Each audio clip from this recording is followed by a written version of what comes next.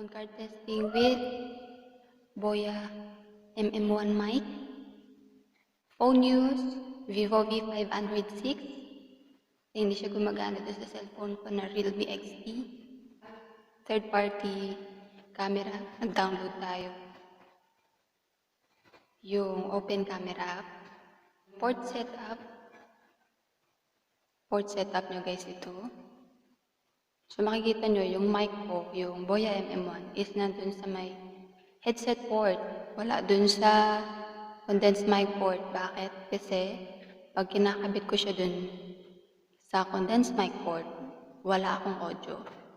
Hindi naririnig yung boses ko. Puro effects lang. Okay?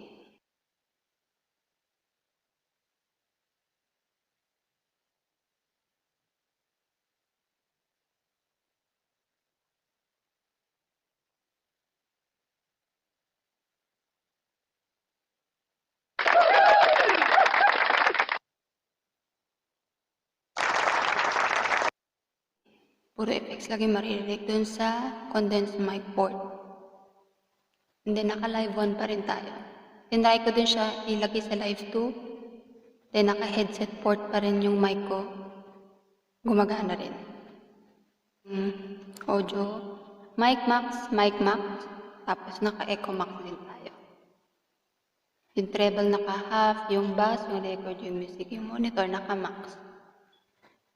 So tanggalin natin yung echo. Echo zero. Feeling ko may maririnig kayong shi dito sa mic kasi medyo magalaw yung mic ko. Wala akong mic stand. Try natin lagyan ng echo half.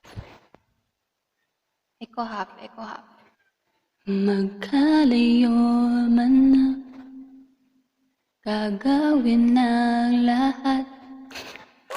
Akala mo talaga. So try natin yung mga effects. Lagyan natin ng voice change. Voice change. O, diba? Cute ba? Sabi nila, balang arating, ano yun, tanging hinihiling. Lagyan natin ng cheers. Lagyan natin ng kiss. Yan. Lagyan natin.